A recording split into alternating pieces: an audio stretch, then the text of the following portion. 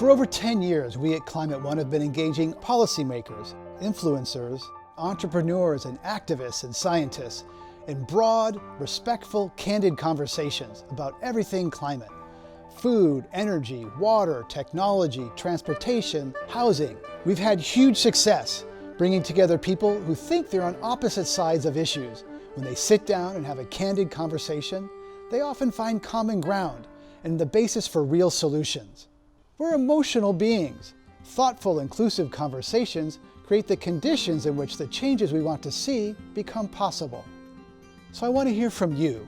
When you talk about climate, how do you talk about it? More importantly, what do you want to be talking about? With whom? Join the conversation. Even make your own video. Invite your friends to join you. Let's talk climate.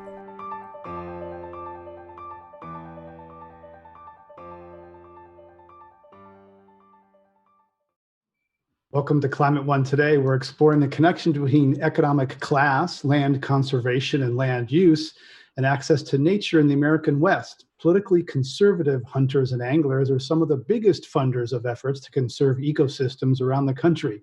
Some of those donors fly their private jets to Aspen, Jackson Hole, and Santa Fe. We'll learn how they relate to the environment and what they are really seeking. We also will explore access to nature in America's cities and how land patterns may change due to COVID-19. First, we'll remember how Native Americans and other people of color are often erased from the stories we tell ourselves. This land is your land rings hollow for many of our fellow Americans. Recording today from Bend, Oregon, and I'd like to begin by acknowledging the Warm Springs, Wasco, and Paiute Native American tribes who first inhabited these lands. Delighted to welcome three fabulous guests on today's show. Justin Farrell is Associate Professor of Sociology at Yale School of Forestry and Environmental Studies. He's author of the new book, Billionaire Wilderness, The Ultra-Wealthy and the Remaking of the American West. Dina Gilio-Whitaker is a lecturer in American Indian Studies at California University, San Marcos. Author of As Long as Grass Grows, The Indigenous Fight for Environmental Justice from Colonization to Standing Rock. I should note that Teen Vogue ranked it as one of the top 10 books on climate, even though it's not really about climate. Diane Regas is president and CEO of the Trust for Public Land, one of the country's premier conservation organizations. She previously served as a high-ranking official at the U.S. EPA. Welcome to you all. Welcome to Climate One. Thanks. Great to be here. To have you here. Dina, let's begin with you. There's sort of the mythology of the American West wrapped up in the American story. Many of our iconic national parks, Yellowstone, Glacier, Yosemite, are of course here. Much of America's oil and gas is extracted in the West. What's the real story of the West, from the Pilgrims back to the black snakes of today, such as the Keystone XL and Dakota Access pipelines? Tell us that backstory. Yeah, we often hear this phrase that America is, or the national parks are America's greatest idea, or something to that effect. And it always begins. This narrative begins with this sort of common sense understanding about the wilderness as the virgin wilderness, a place that was unpeopled. It was these places where only animals roamed, and maybe there were Indians there at one time, but they were like the animals, and they're roaming around on the land, aimlessly. But the reality of that is that Native people have always inhabited these spaces everywhere. Every square inch of of the land on this continent was Indigenous territory. They were spaces and lands that Native people used for a variety of purposes.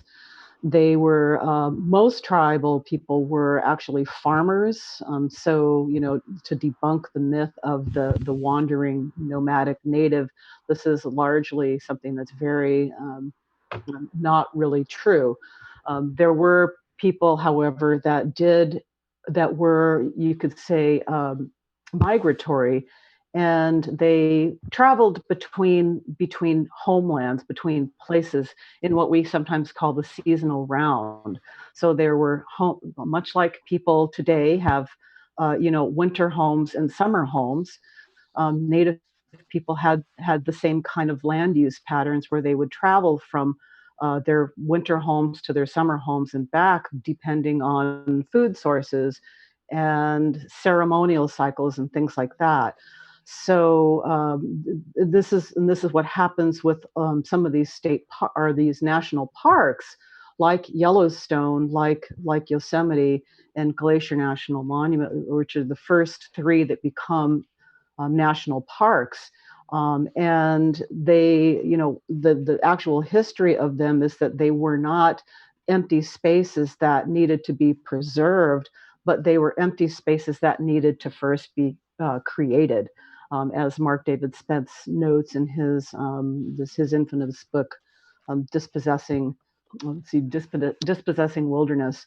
And so this is part of the larger history of American genocide, land theft, and indigenous dispossession that most people don't really connect with when they think of national parks. Thank you. Justin Farrell, as a native of Wyoming, you note in your book that you gained access as a white man from the Ivy League that, a person from another background wouldn't have. So how did race and class offer you access into the ultra wealthy in Jackson Hole? You write about the real upper percent there. Yeah. So historically, there hasn't been a lot of work within the academy on the ultra wealthy, on economic elites, at least from the ground level, from their perspective through interviews or observation. And so in terms of this project, I really played up kind of both aspects of my identity. I do talk about in the introduction of my book how I am a white man. I was able to navigate these spaces almost in an unquestioned way through these private clubs. If I were even walking through the lobby, of the Yellowstone Club or some other elite private clubs, no one was going to stop me and ask me what I was doing there or ask me why I was there. And so I had that an aspect of my identity that allowed me to gain access into these spaces, but also being, born in Wyoming, I also have this gravitas that the folks I interviewed often admired and tried to emulate. And so I had this kind of dual identity of this, Yale elite gravitas, and then the Wyoming Western gravitas that ties into these myths of authenticity and masculinity, and was able to kind of pair those together to get the interviews and to get into these spaces. Diane Regas, for generations, the Astoria Hot Springs in Jackson were a community gathering area. In the 1990s, they were closed to the public, and a developer planned to convert it to a private spa. What happened next? Well, what happened was the community didn't like that plan. And in fact, a couple of those developers went bankrupt. And the Trust for Public Land believes that everybody needs access to the outdoors at every economic level, every race, Native people, everybody. We can live longer, healthier, and happier lives if we have access. So the Astoria Hot Springs, which is about halfway between Jackson Hole and Alpine, a city where a lot of the people who work in Jackson live, we figured out who owned it and tracked them down and began to engage the community in what would they like to see at Astoria Hot Springs. And what people wanted was a restoration of a place that they'd had access to as kids. And people who'd immigrated to the area, a lot of the Hispanics who lived around there, live in Alpine, really wanted a place that they could go and recreate with their families. So we had thousands of local people involved in designing what Astoria Hot Springs could look like going forward. It's one of the only hot springs in the country that is now run by a nonprofit, and we're hoping to reopen it. It'll be ready physically this year with provisions to make sure that everybody can have access. So I'm really excited about it and really excited to get to go see it. And Justin, that really runs against kind of the theme of what you've written about, which is these private enclaves, gated communities, large vast of land sort of preserved for people who own them or their friends. So where's the wealth coming from, and how is it reshaping the American West? Yeah, it's coming from the shift within the United States and even globally with the increase of wealth among a select few. And so, for example, we've seen a globally a 13% increase just over 1 year in the number of ultra wealthy people. And in the United States, there are more than 100,000 ultra wealthy people now. And that's commonly known in terms of just the wealth concentration and the income inequality that has resulted. But it is nice to hear a story like Astoria Hot Springs, that you have this, community collaboration, and you have a nonprofit, getting in touch with the community and building it around their needs, which is very different than, our north in Jackson Hole, which was the topic of my book. Right, and you write about how the wealthy relate to the environment, and also, there's also you talk about somewhat about the people who live there, who are very making $20,000 a year, and these wealthy people like to pride themselves that they can sit at the cowboy bar, and people don't know that they're a billionaire. They mingle with regular folk, but what's their approach to the environment and the intersection of race? Yeah, so I talk about how they use the environment to solve these dilemmas that they face, and there's these economic dilemmas. You've made all this money. How should you enjoy it? How should you give it away? But then there's also the social dilemma, which you're kind of touching on here, in terms of how do they wrestle with and respond to the social stigma of being rich, of feeling like perhaps they're not authentic people, or perhaps for some feeling guilty about having all that wealth. Not all, just some. And that plays into their attraction to these areas, and to the idea that, again, kind of going back to Dina's point, that this is an unpreserved, a preserved Eden, that they can enjoy, they can relax, and they deserve, to relax in, because they've worked so hard to get their wealth. And so what's really interesting is the way it plays out, again, across these race and class lines, in the sense that, when you move to a place like that, I write in the book how they're trying to become more authentic people, and they're trying to resolve these existential dilemmas they face as wealthy, as folks who are sometimes targeted in the media and the like. And so they try to form relationships with quote unquote normal people. And oftentimes those relationships are based on economic exchange. So, I did interviews with the working poor, mostly immigrants from Mexico, and asked them, are these really your friends? Do they really care for you? What is your sense of how their environmental ethic and how they, enjoy the environment? And so all this is wrapped up again in race and class, and impacts how they see the natural environment. And then it ultimately impacts their philanthropy and which organizations they give money to, and the impact that has on the community and the ecosystem. Diane Regas, the Trust for Public Land, works with community groups and acquires land that hands them over to local control. Do you think that Native Americans, other people of color, traditionally have been left out a lot of those conversations? What does Trust for Public Land try to be inclusive with the people who are around the land now, and as Dina mentioned earlier, may have been related to it or occupied it earlier? Well, it takes time and care to make sure that we engage the communities. And so we put equity at the center, because equity in the outdoors is absolutely essential, and it's not easy to achieve, I think, for some of the reasons that Justin has pointed to. So we look, is the organization invited into the community? Have we looked at the data and are informed about who's in the community, how to engage them, and are we involving them?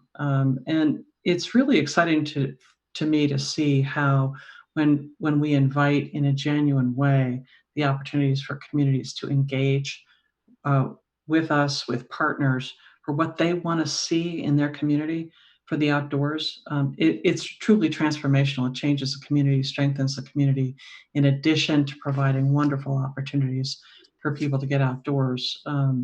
Just one example that here in California, where both Dina and I are right now, the Kashaya band of the Pomo Indians had been kicked off of their historic lands and limited to a very small reservation. And some of their sacred lands, they actually had to get permission to go, whether it was to do traditional food gathering, whether it was to sacred ceremonies. It's along the coast of Sonoma, which you probably have heard of as a pretty wealthy area. Some of the families that had owned that land allowed the Kashaya to come on, but they had to ask. And so a few years ago, we got the opportunity to work with the tribe and help them create a new Kashaya preserve along the coast, so that for the first time they have ownership and management of that land, first time in 150 years since they were kicked off the land. And to me, for me, it creates a sense of optimism that we can make progress in addressing the very serious issues that communities have with historic inequities, historic lack of access, historic changes in even their access to their most sacred places. Dina Gilio-Whitaker, I realized preparing for this program how ignorant I am of Native American history, and I went to some pretty good schools, and I don't know if I blocked it out of my mind because I didn't want to. It was hard to confront those things. But talk to us about the shortcoming in American education. We don't even know like what words to use these days. So, is it an Indian, Native American? We're going through that now with Black and African American. So, address the educational inadequacies and also what terms we should be using. Your experience is unfortunately just common. So, Yeah. I mean, it doesn't matter. You could have, an advanced degree and still not know, Right. what the actual history and political structure of this country is relative to American Indians, because it's not taught. Studies actually show that across the board in all 50 states in the K through 12 level, the teaching of American Indians stops at about 1900. So what that does in effect is render Native people as people of the past, people that no longer exist. And so it's no wonder that when we show, if we do show up in popular culture or in demographic studies and things like that, most of the time we're not there for especially. But when we are painted with these broad brushstrokes of being, not modern people, not relegated into this frozen past. So, but the important thing to know is that as people, we are not ethnic minorities, right? That's probably the biggest misnomer that we deal with. We are not ethnic minorities. It is not correct to think of us in terms of people of color, as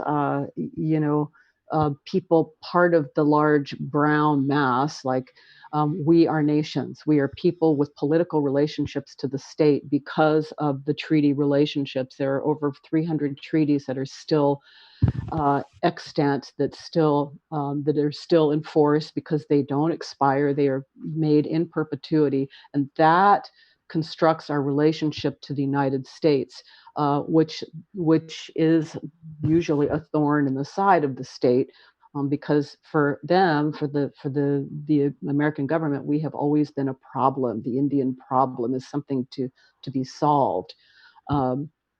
Which they try to do usually by trying to get rid of us in one way or another. So, so we're always fighting against that impulse. We say the impulse of the settler state is to eliminate the native to gain access to our lands, and that is not something that has ended. We see it. We saw it recently with the Trump administration early on in the COVID crisis, with the disestablishment of the Wampanoag Reservation in Massachusetts. So, we are still basically under attack. Our lands we are still trying to protect them. And it's probably worth talking about for a minute the fact that yesterday we got this kind of stunning decision from a federal court ordering the shutdown of the Dakota Access Pipeline, which was a 4-year-long legal battle. And remind you to be careful. I want to remind you to be careful hitting your computer or microphone if we're hearing that. Sorry to interrupt you. Okay, sorry. So yeah, so that's just that was a kind of news flash about the Dakota Access Pipeline that they have shut it. The judge ordered for oil to stop flowing as of August 5th, while they do the environmental impact study that was ordered by during the Obama administration and that the Trump administration overturned. Justin Farrell, Wyoming is one of the biggest energy exporting states in the country. You write about some of the ultra wealthy people there who make their money presumably in finance and hedge funds, et cetera. Did your conversations get into any of the irony of people wanting to preserve Wyoming, but then did you get into the Dakota Access Pipeline, Keystone XL pipeline? The fact that Wyoming tried to basically outlaw renewable energy at one point in 2017, or did people kind of compartmentalize that off, sort of the energy extraction with preserving Eden where they live? Yeah, it's mostly compartmentalizing, and it was quite shocking to me actually the effectiveness with which they did that. And yeah, you're right. Wyoming is the largest producer of coal and substantial oil, natural gas, and that in a lot of ways has made possible this what I call a tax haven in Wyoming. And it is very lucrative to move there for at least part of the year. They have very loose restrictions on what counts as being a resident, and so you see over time this rush of wealth to that corner of the state. And for example, by 2015. 8 out of every $10 made in Teton County came from investment dividends and just interest rather than a salary from a job. And so the state is able to continue not to have a state income tax, a corporate tax. And so it's a very lucrative place. And you connect that to climate change. And I would ask them about, maybe they worked in finance, or maybe they worked for an oil and gas company, or, were CEO of an oil and gas company. And a lot of the conversations that we would have would kind of move away from these issues that I call buzzkill issues, or issues that might place one in more choppier political waters, because climate change is inherently, a political issue and is going to be resolved at that level. And so, it was really interesting to me to understand and to write about how they kind of navigate all of that in terms of they love the area, they love the pristine ecosystem, and yet climate change is wreaking havoc on that very ecosystem. So it was just difficult for them to kind of even conceptualize and discuss too. Justin Farrell is Associate Professor of Sociology at Yale School of Forestry and Environmental Studies and author of Billionaire Wilderness, The Ultra Wealthy and the Remaking of the American West. Other guests today are Dina Gilio-Whitaker, lecturer in American Indian Studies at California State University, San Marcos, author of As Long as Grass Grows, The Indigenous Fight for Environmental Justice, From Colonization to Standing Rock, and Diane Regas, President and CEO of the Trust for Public Land, one of the country's largest land conservancies. When Jessica Newton tried inviting her daughter's friends on family hikes, many of their moms said no way. She realized that not all Black women were as comfortable out in nature as she was. She started a meetup and later an organization called Black Girls Hike. 3 years later, she renamed the group to Vibe Tribe Adventures, and now they go hiking, zip lining, river rafting, and more. They're based in Denver with chapters around the US and a few overseas. I've always been an outdoorsy girl. Black women, we're already very communal anyways. And so being able to say, hey, Black girls, let's go out and hike. Well, number one, it attracted women who were already outdoorsy. And then I started seeing other women who had never been outdoors. And it was like, hey, I saw you guys, you made a post on Facebook and I just want to try it. There are tons of Black women across the globe who want to get outdoors, but they may not have the education on how to be outdoors. They may not have the resources to get outdoors, and there's a fear of wilderness. We did have an incident where we went hiking and the state patrol, park rangers, and the border directors were called on us for hiking. What they tried to say is that we didn't have a permit because there were so many of us, but we had no idea that there was going to be this many out. And so the fear manifested itself. I saw people who are trying to explore outdoors and they already have a fear of wildlife. Now we have to worry about other human beings who don't necessarily think that this is a place for us or a place to be diversified. Because Denver is not, our percent for being African American is about 2%, 2 to 5%. So typically our guides will go scout a trail to see how it feels out there. If we get the look like, hey, what are you doing here? It's like, nah, this is not a good city. We're going to go to the next one. I do know that Colorado Parks and Wildlife is definitely trying. Taisha Adams, she's actually the first African-American commissioner for Colorado Parks and Wildlife. You just look at the history on the wall. You just walk down the hall and you see poster, picture after picture after portrait after portrait. And there's no Native Americans, no Asians. Like, it's crazy. I'm like, wow, this is what Parks and Recs is made of. And so for me, it's a joy to see someone like her step into a position of action to say, here is where we change our policies, our legislative efforts. How do we work on getting the brown community, the Black community outdoors, and just really integrate into the outdoor atmosphere? Jessica Newton, founder of Vibe Tribe Adventures, an outdoor group for Black women. Diane Regas, your great-grandmother, I believe, came and homesteaded in what is now Denver, where you grew up. Your reflections on how that group based in Denver and how certain people just don't feel welcome in the outdoors. First of all, it's unfortunately all too common that people experience these kinds of incidents. And I love Jessica's leadership at bringing people together and getting outdoors. I think it demonstrates a couple of really important things. One is that it's not enough to just have the land and trails there. People have to feel welcome.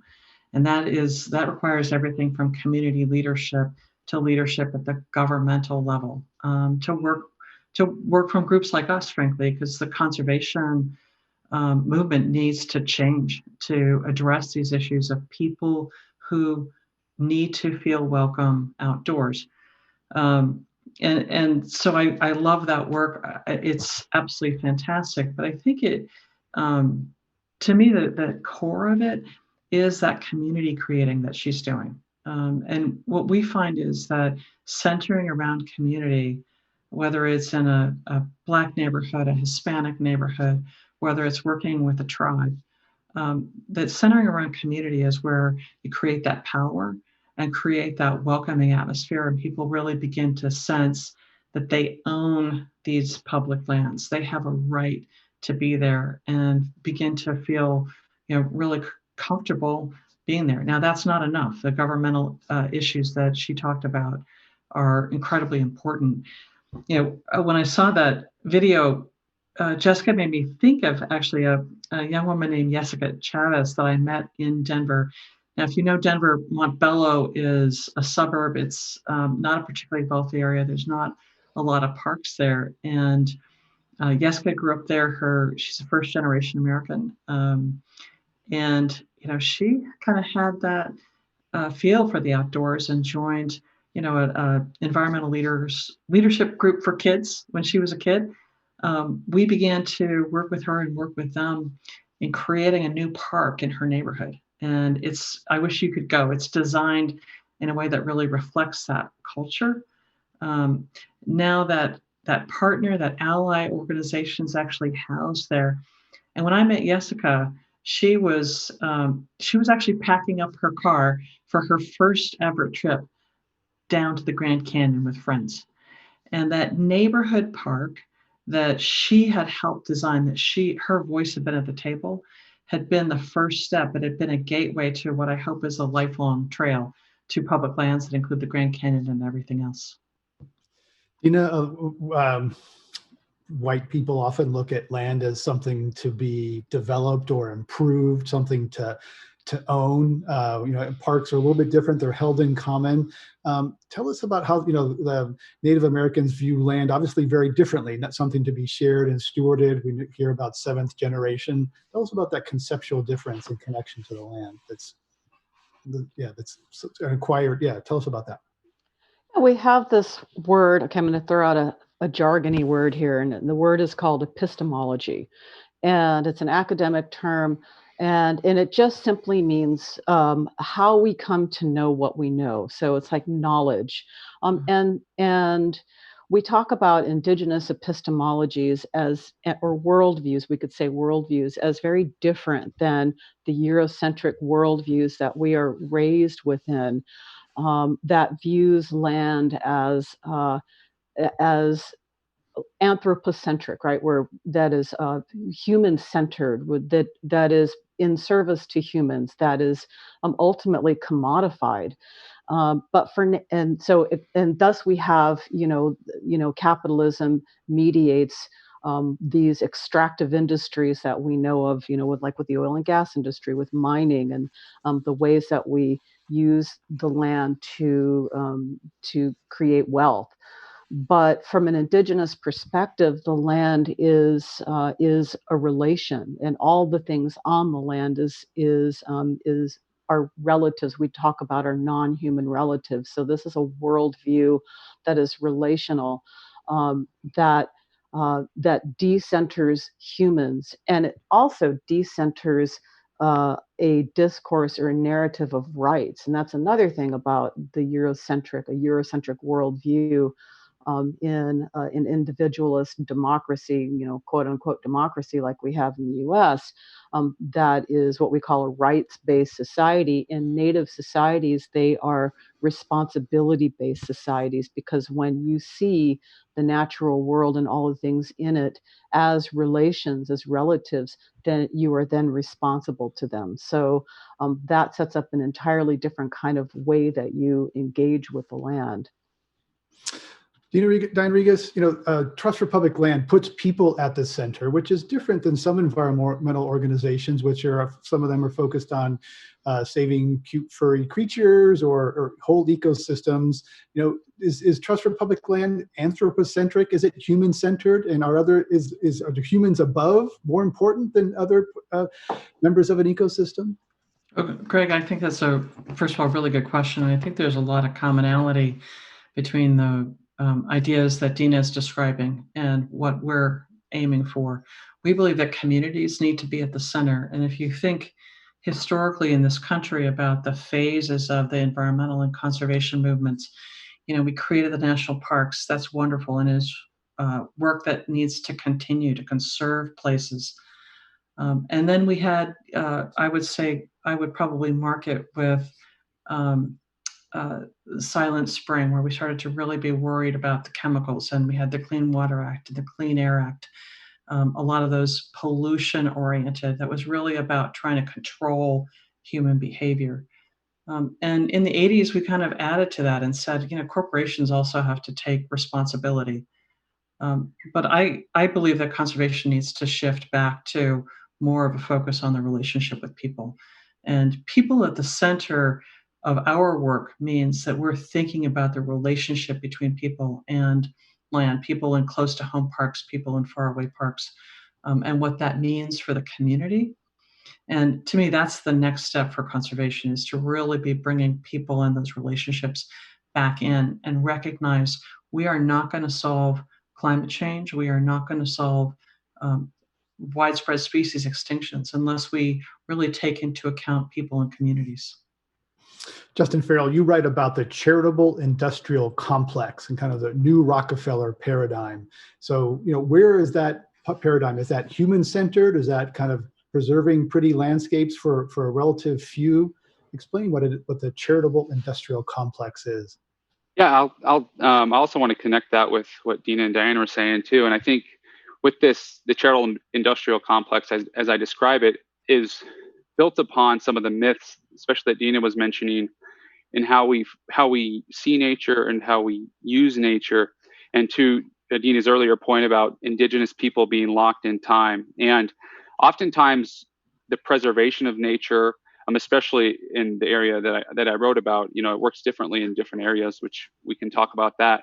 But out especially in Wyoming in the West, around Yellowstone, Grand Teton National Park, the idea of nature and the idea of giving money and engaging in, giving your time and philanthropy to protect nature is through this elite sort of white lens that can be based on this romanticized view of nature, and a nature that, for example, for Yellowstone, had to remove certain people to create that Eden and to create that mentality and that romantic idea that is still kind of beneath some of the organizations who work in these areas.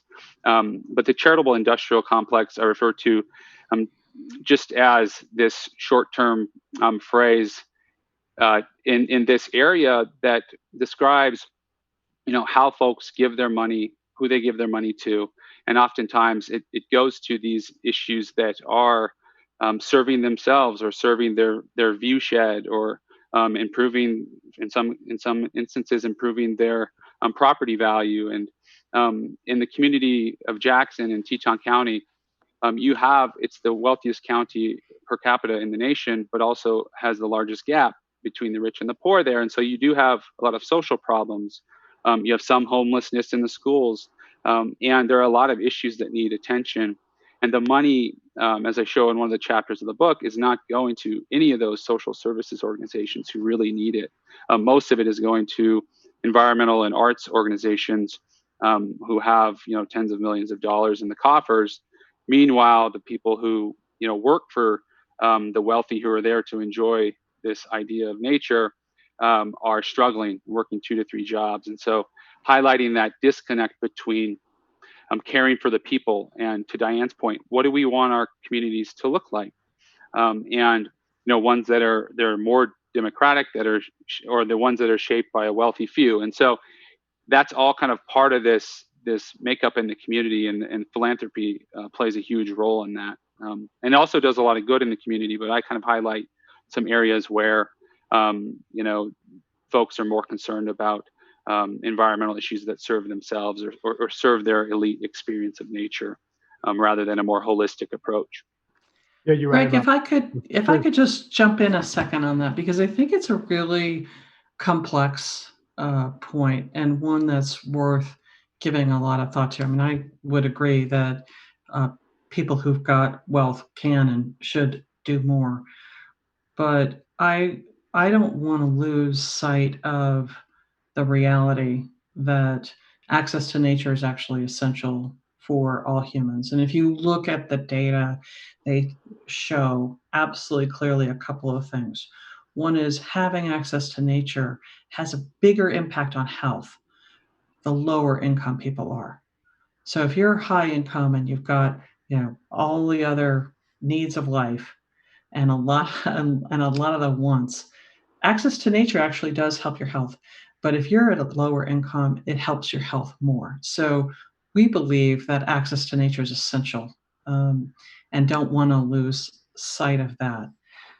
The other thing is, and I found this statistic quite shocking when I first came to the Trust for Public Land, when I learned that 100 million people in this country, and that's 28 million kids, do not have a park close to home, do not have a green space close to home that they can access. And at the Trust for Public Land, we're actually about closing that gap, because we know we all need access to nature. I think it's needed to solve the big problems facing the world, as well as to address the public health and community issues that we see now more than ever. I think the COVID pandemic is highlighting how important it is for people to have a place to get outdoors close to home. Right. So people cooped up, to some sort of access to nature, which again is connected to class and privilege. Diane Regas, you've also written about how public spaces and public parks have been used as gathering spaces. You put out a statement about Lafayette Square in front of the White House and noted it's been used as an encampment for soldiers, the sites of duels, the longest running anti-war protests in the U.S., as well as a slave market and a zoo. That was new to me. And our parks are public forums where we can gather, celebrate, protest, and mourn. So talk to us about the importance of public spaces, especially now. If you think about what has happened in our lifetimes and where people go when they're feeling a need to gather, when they're responding to challenges facing our country, we go to public spaces. I lived in Washington after 9/11, and I know we all flocked to public spaces to gather and mourn. But that's true at big historic events. It's also true in communities when you get together for a picnic at a social distance now, or a community comes together for a market or a parade or a community meeting to really imagine and create what they want their community to look like.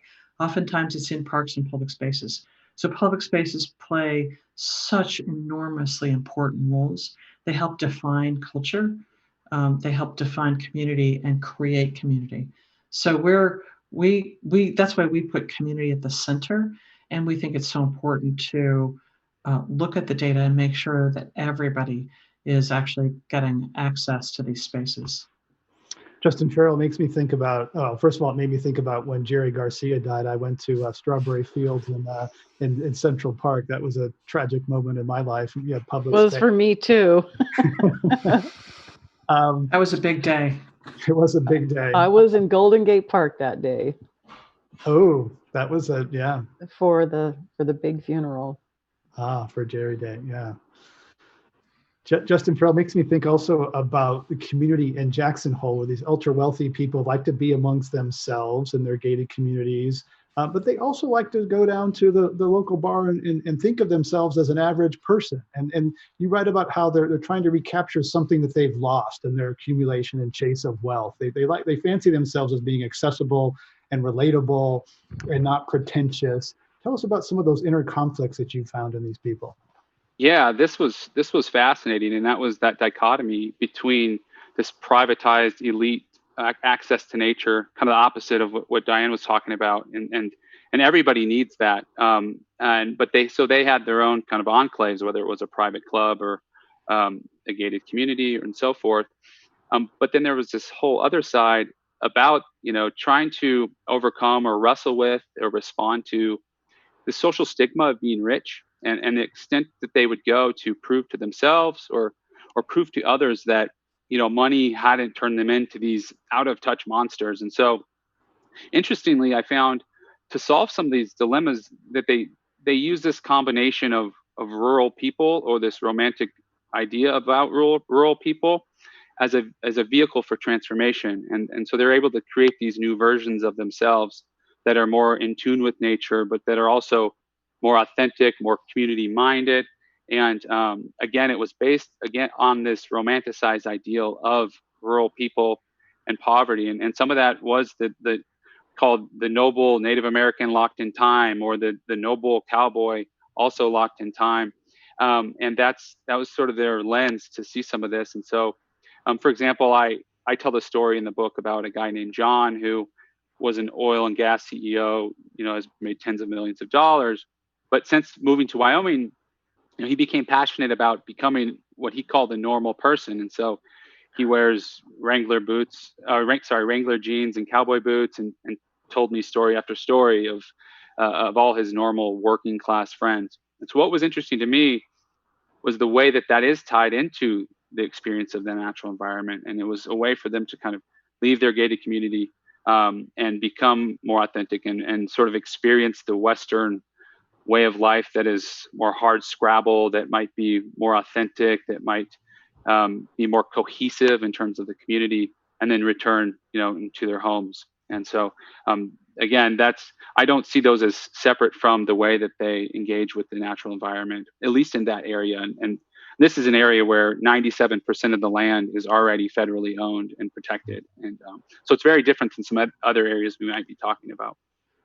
That's the whole. The whole is the publicly or privately owned land in the vast publicly owned land. We're talking about class, conservation, and climate at Climate One with Justin Farrell, professor at Yale, Dina Gilio-Whitaker, lecturer in American Studies at California State University, San Marcos, and Diane Regas, CEO of the Trust for Public Land. We're going to go to our lightning round and ask true or false and some association questions. So just one word, true or false. First with Dina Gilio-Whitaker. The original sin of the United States was enslavement of Black people. True or false? False, false, false. Diane Regas, of the 25 members of the Trust for Public Land National Board, one is a person of color. False. Okay. More than one. More than one? Okay. I will say we have, we do look at the data about who we serve, who's on our staff, and who's on our board, because the why of our work is to serve everyone. And the issue of having community voices, people we serve, diversity on our board is one that we're wrestling with right now. And we absolutely need to increase that diversity. We also look at who we serve, and over half of the people served by our work in the last few years are in communities, predominantly communities of color. So we have a lot of work to do. So even though I said false, I don't want to falsely leave the idea that we don't have work to do, because we do. Can I qualify my answer too? Sure. I'll make it really quick. America's original sin, the slavery was America's second original sin. The first original sin was invasion, genocide, and land theft, which created the conditions for the transatlantic slave trade as we know it. Right. So you hear a lot lately about, slavery as original sin. There was another one before that. True or false, Justin Farrell, fundraisers at Yale are concerned your book might alienate current or potential donors. True. Dina Gilio-Whitaker, true or false, racism begins as religious supremacy. It does for American Indians, yes. Also for Dina, true or false, California legislators consulted American Indians when drafting various bills requiring ethnic studies in high school and California state universities. False. Association, just the first thing that comes to your mind when I mention a person, place, or thing, unfiltered with reckless abandon. Diane Regas, what's the first thing that comes to mind when I say Secretary of Interior David Bernhardt? Bear's ears is what first comes to mind. Thinking bear's ears. Dina Gilio-Whitaker, the doctrine of discovery. Oppression. Also for Dina, hashtag land back. What comes to mind? Yes. That's look it up. Hashtag land back. Yes. Diane Regas, what comes to mind? Barbecuing while black. Spicy. There was a story in Oakland, California, where someone called the cops on some black people barbecuing in a public park. So then a whole bunch of people went and barbecued. Maybe not remember that, but it was a big deal in the Bay Area where someone called 911 on some black people barbecuing in a public park. Yeah, and I'm going to just jump in with a few more words on this. It's super important for us to recognize that these events happen, and I wouldn't call them microaggressions, right? These are a layer and layer and layer of racism in our country, and it's systematic, and people live with it. And we have to change it. The conservation community has to change. Absolutely. I also want to say that Black culture, Hispanic culture, Indigenous people's culture is joyful and wonderful, and there's a danger in overemphasizing that some people aren't welcome. It is so. I'm not taking away anything from these really painful events, but we need to work to make sure that everyone is welcome and safe in our public spaces. And if you'll indulge me, I just am thinking about in Wenatchee, Washington, where all our cherries are grown. If you've had cherries in the last couple of weeks, you probably tasted cherries picked by people we work with in Wenatchee. And they had That's my tribal homeland. Oh, is that right? Well, Colville land. What's the tribe? Colville Confederation. So Wenatchee is one of the 12 bands of the Colville Confederation. Well, thank you very much for sharing that. As I'm sitting here, I'm on Ohlone land, so I really recognize that tribal history and present. I don't mean history as ended, but history in terms of the ongoing presence. In Wenatchee, the people who pick our cherries are immigrants to this country from usually Mexico and South America. And a lot of those folks did not feel like they were welcome in their own public spaces, and engaged with us, with other partners, to create a park that captured their culture. And it made a big difference to the city, to who's involved in decision making. And it's not over, because Dina, I think your point is, you know, bringing all of the voices to the table, recognizing the sovereignty of tribes, recognizing the importance of returning some of those lands is absolutely essential. But the civic engagement that we see around parks is incredibly inspiring and empowering for people who don't have that power in our country now.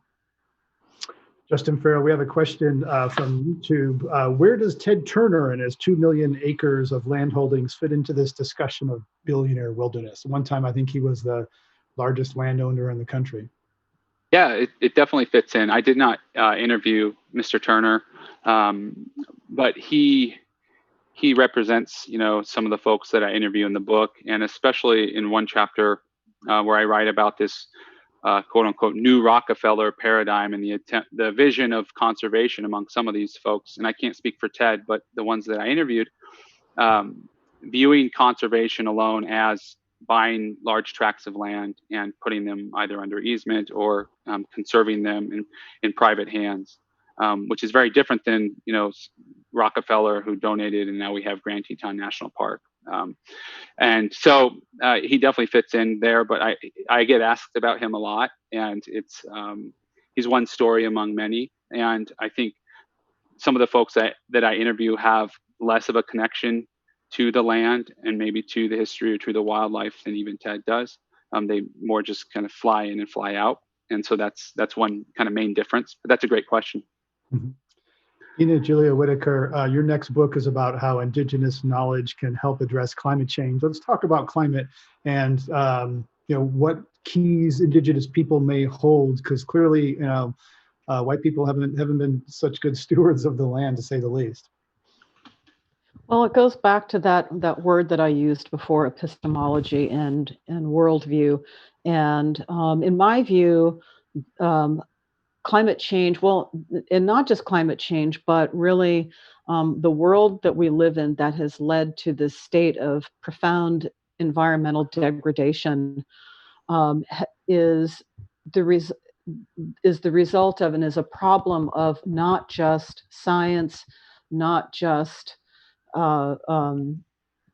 capitalism even. Well, capitalism is a huge problem. It's part of it, but it's a problem of philosophy. So it and that worldview and that orientation that we have to the world, if we inhabit an orientation to the world that just results in this extractive relationship to the earth, then that's going to just keep perpetuating these environmental problems that we keep intensifying. But if we change the way that we relate to the world, if we understand the land and the ecosystems and the fundamental limitations of them, and learn to respect those limits and our relations within them, then it changes the kinds of decisions that we make about how we use the land. So I think that's really the keys of Indigenous knowledge, because as Indigenous peoples, I mean, when you live on the land and for thousands and thousands of years, as our ancestors did, that is the very definition of sustainability. Land tenure and longevity on land without having destroyed your environment means that you fundamentally understand what sustainability is and you live it. So that's why in this country, Indigenous people need to be listened to. We need to be paid attention to and engaged at all levels of decision making. Diane Regas, let's talk a little bit about land use post-COVID. There's a huge housing shortage a lot of places. Maybe that'll change as people move away from urban centers and they can do their job remotely. but that's affordability crisis in a lot of not just U.S. cities around the world, and that a lot of that gets to some of that is conserving land where housing can't be built. So how do you see coming out of COVID, if people are going to moving out of moving away from the coast, moving away from urban areas, that's going to put some development pressure on less populated areas. How do you see that playing out? It's interesting. There was already pressure on some of those more small to mid-sized cities. I think about Bozeman, Montana, or Gunnison, Colorado, places that are beautiful, have access to public land and trails. People are able to work more remotely, and of course, that's been accelerated under COVID. I think that commitment to equity, that we need the conservation and environmental movement to deeply build into everything we do, brings a new set of challenges. And especially these issues, the issues of housing, which you need a piece of land to build a house on. You need a piece of land to build an apartment on. You need a piece of land to live on. And I think there are some good examples around the country of how to begin to navigate that. And in Gunnison, which I mentioned, we were able to help with a land swap that created some trails and access for people, but also ended up with a big contribution of millions of dollars to create hundreds of units of housing in nearby in the Gunnison area. Same thing in Bozeman, Montana, where someone had evicted low-income housing, low-income people from their homes to do a new big development that went bankrupt. We were given the piece of land to build a central park for Bozeman, which is a wonderful thing to do and engage lots and lots of hundreds and thousands of people in what that should look like. But there's a responsibility there to think about what about that housing shortage. And so there's interesting new solutions. Like in that case, we carved off a few acres to create housing in addition to having the central park.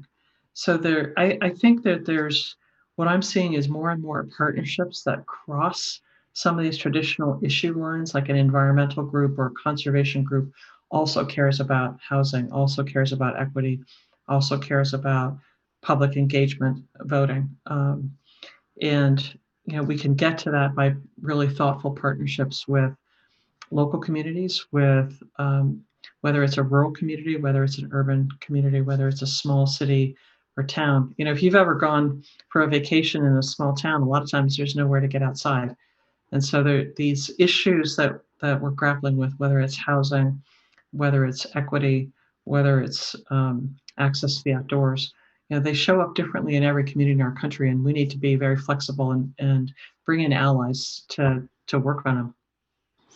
And Justin, a cynical interpretation of your work is that we shouldn't rely on philanthropists to solve those problems because their charitable dollars are going to go things that serve their own ego and social interests and some of their emotional needs, and they're not going to solve the hard problems of poor housing and the other things that Diane just mentioned. Is that fair? I do think that's fair, but I also think that this is one example, and an example that I think is playing out, in a place like Bozeman, in a place like Reno, Boise, Denver, all these places. But I don't want to lose sight that philanthropy also does immense good, humanitarian good, cultural good, environmental good.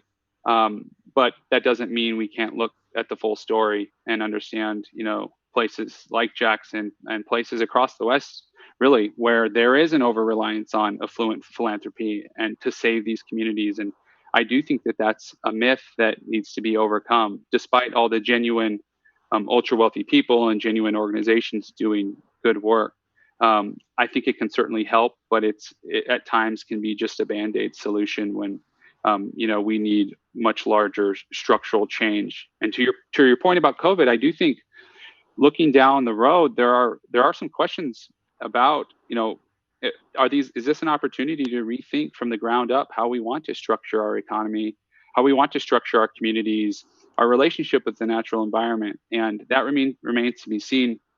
I remain somewhat optimistic, and my lab is fielding a survey in the rural West, representative of all 11 Western states, and we're asking rural Westerners whether or not they will support, more federal spending in the wake of the pandemic, their environmental views, and all of these things. So we should have some results about whether or not the pandemic has yielded any sort of support for these sorts of programs. Right, lot to be seen, like how we relate, allow those parklets to stay in streets, redistribute power between pedestrians and cars and cities, and all sorts of things. Justin Farrell, you testified before Congress about dark funding of climate misinformation and the connection with philanthropy. So there's sort of a dark side. I'm curious if any of the people you interviewed are, funding climate denial organizations while preserving the, trout streams in Wyoming, but funding climate denialism. Do you get into any of that? Yeah, I would say I'm sure there's overlap within those networks, because a lot of it runs within some of these conservative think tanks that do all sorts of work, not just climate denial. And actually, most of that has went underground in recent years. So during the 90s and early 2000s, you had Exxon funding a lot of these groups, or even creating imitation environmental groups to disparage the facts on climate change and to spread misinformation. And so that testimony before the Senate committee was about that process, and that the history of fossil fuel companies and their allies to essentially confuse the American public on climate change. And so, there's some commonalities between my new book and that, but that's the fossil fuel funding of climate denial is much more nefarious, much less complex in its motivations. And whereas in this book, there are a lot of really interesting ironies and complexities, and there's a lot of goodwill even that just kind of falls flat sometimes. Whereas in climate denial, it was they had the mission and they mostly accomplished it. Dina Gilio-Whitaker, you live on the California coast, where the term managed retreat is sometimes used. You say that's rich people's territory. There's a lot of wealthy coastal property that's at risk. How do you see that playing out? Well, the way I see it playing out is that sea level rise doesn't discriminate, and so on these coastal properties that are by and large owned by wealthy people who will not be able to get flood insurance, who cannot get flood insurance. They are facing massive amounts of stranded assets, which means that as we play that game, as we talked about before, that game of musical chairs, somebody eventually the music's going to stop, and they're going to be holding property that is, for all intents and purposes, is worthless because it's going to be underwater. So the state has taken that approach. The state of California considers a crisis now, and that's how they're dealing with it. And the fights around armoring and managed retreats are heating up, and at the same time, it's also raising these questions about access and how do we protect access to public spaces, to the coast, for public people, or people in the public, and people who come from disadvantaged communities that don't have easy access to the coast. And so this is the work of the Coastal Commission, some of the great recent work of the Coastal Commission that I applaud. And having done this work of creating an environmental justice policy and engaging tribes. And I wanted to mention too, Greg, you talked about the Kashaya, or was it Diane, you talked about the Kashaya Pomo.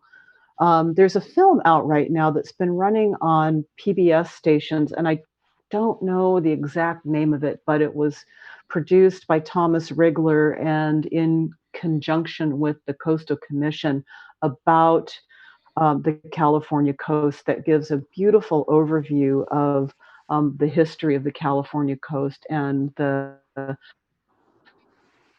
very unique the Coastal Act and the creation of the Coastal Commission, which is about protecting the environments and public access. So I would really recommend that. They highlight that Kashaya story quite beautifully in that film.